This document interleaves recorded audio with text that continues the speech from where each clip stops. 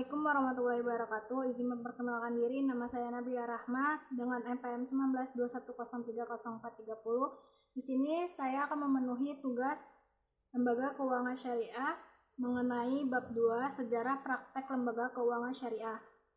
Yang pertama, lembaga keuangan pada masa Rasulullah. Pembiayaan yang dilakukan dengan akad yang sesuai syariah dan masa modern saat ini telah menjadi bagian tradisi umat Islam pada masa Rasul.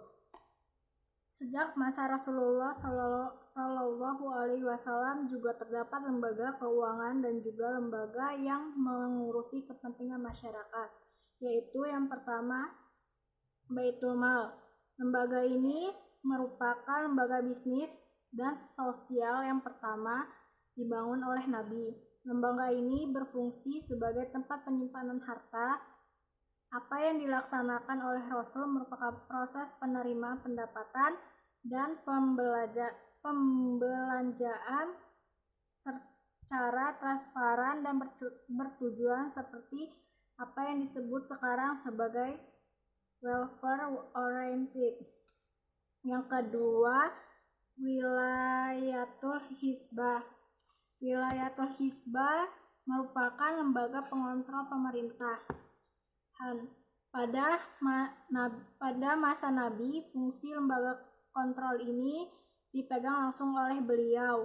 Konsep lembaga kontrol ini merupakan fenomena baru bagi masyarakat Arab mengingat waktu itu kerajaan hampir sama sekali tidak ada lembaga pengontrolannya.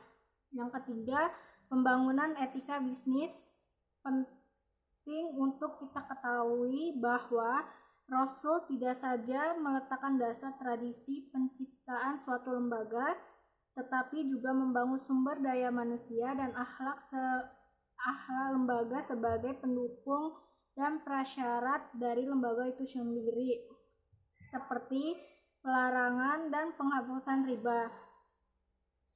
Yang B, lembaga keuangan pada masa Khulafaur Rasyidin.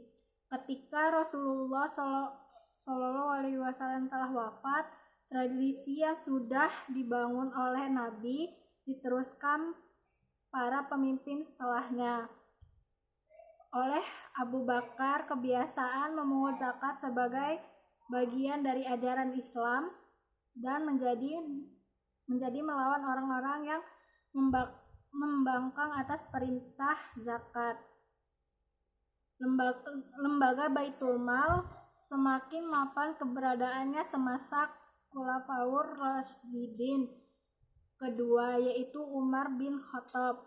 Khalifah ini meningkatkan basis pengumpulan dana zakat serta sumber-sumber penerimaan lainnya. Sedangkan untuk mencapai kemakmuran yang merata, wilayah Syria yang padat pendudukannya dinyatakan tertutup untuk pendatang baru untuk mengelola keuangan negara. Berikutnya mengenai lembaga keuangan pada masa dinasti. Ketika Ali bin Thalib wafat dan diganti oleh Muawiyah, lalu diteruskan oleh anaknya Yazid, maka lembaga syuro dalam politik pemerintahan Islam telah bergeser menjadi dinasti kerajaan. Meskipun berubah, tetapi fungsi Baitul Mal tetap berjalan sebagaimana mestinya. Dinasti Umayyah di Damaskus berakhir dengan naiknya dinasti Abbasiyah. Sepanjang pemerintahnya terjadi perubahan pola ekonomi sehingga di salah satu khalifahnya menciptakan standar uang bagi kaum muslimin dikarenakan ada uang emas dan perak. Berikutnya, lembaga keuangan syariah modern. Bagaimanapun penjajah di negara-negara Islam telah berhasil mengubah sistem pemerintahan, politik dan ekonomi. Meskipun sudah banyak negara Islam yang berhasil merdeka, namun sisa-sisa penjajahan masih sangat terlihat dalam sistem ekonomi dan sosial.